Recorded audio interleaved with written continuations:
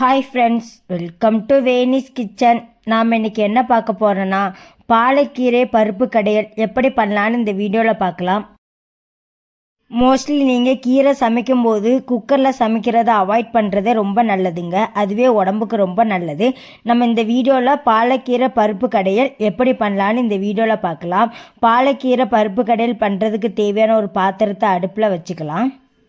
அதில் ஒரு 2 ஸ்பூன் துவரம் பருப்பு, 1 ஸ்பூன் பாசி பருப்பை நல்லா வாஷ் பண்ணி வச்சுருக்கேன். அதை நம்ம இப்போ சேர்த்துக்கலாம். 1 கிளாஸ் அளவுக்கு தண்ணி சேர்த்துட்டு அடுப்பை ஆன் பண்ணிக்கிறேன். அப்புறமா 15 சின்ன வெங்காயம், 10 வெள்ளை பூண்டை தோல் உரித்து வச்சுருக்கேன். அதை நம்ம இப்போ சேர்த்துக்கலாம்.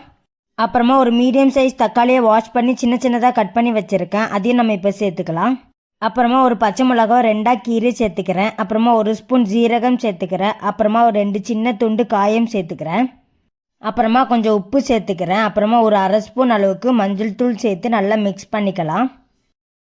ஒரு 5 நிமிஷம் அப்படியே விட்டுருங்க. பருப்பு கொஞ்சம் பாதி அளவு வேகட்டும். பாதி அளவு வெந்ததுக்கப்புறம் நம்ம கீரையை சேர்த்துக்கலாம்.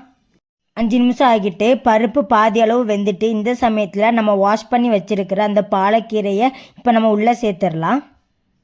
கீரையை சேர்த்து நல்லா மிக்ஸ் பண்ணிக்கோங்க. பார்க்க தான் அதிகமாக இருந்த மாதிரி இருக்கும், வெந்துட்டுனா ரொம்ப கம்மியாகிடும். ஒரு 10 நிமிஷம் அப்படியே விட்டுருங்க. கீரையும் அந்த பருப்பும் நல்லா மிக்ஸ் ஆகி நல்லா வேகட்டும். நல்லா வெந்ததுக்கப்புறமா நம்ம கடைஞ்சி எடுத்துக்கலாம்.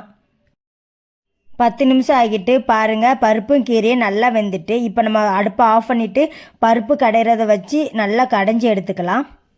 பாருங்கள், இந்த மாதிரி பருப்பும் கீரையும் நல்லா கடைஞ்சி எடுத்துக்கோங்க. உப்பு செக் பண்ணி பாருங்கள். எனக்கு உப்பு கம்மியாக இருக்குது. ஸோ நான் இந்த சமயத்தில் கொஞ்சம் உப்பு சேர்த்து நல்லா மிக்ஸ் பண்ணிக்கிறேன். அவ்வளோதாங்க. இதுக்கு நம்ம தாளித்து ஊற்றிக்கலாம்.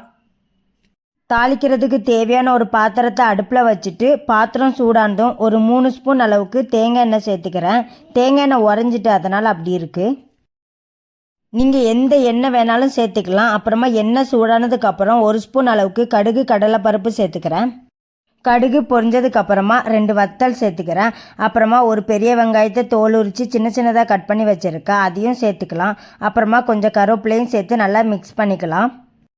வெங்காயம் நல்லா பொன்னிறமாக வர வரைக்கும் நல்லா வதக்கிக்கோங்க. இந்த மாதிரி வெங்காயம் நல்லா பொன்னிறமாக வந்ததுக்கப்புறமா நம்ம அந்த கீரையில் இதை மிக்ஸ் பண்ணிக்கலாம். இந்த மாதிரி நல்லா மிக்ஸ் பண்ணிக்கோங்க. அவ்வளோதாங்க, பாலக்கீரை பருப்பு கடையல் ரெடி ஆகிட்டு. இந்த கீரை உடம்புக்கு ரொம்பவே நல்லதுங்க. இதே மாதிரி நீங்களும் உங்கள் வீட்டில் ட்ரை பண்ணி பாருங்கள். உடம்புக்கு ரொம்பவே ஹெல்த்தியானது.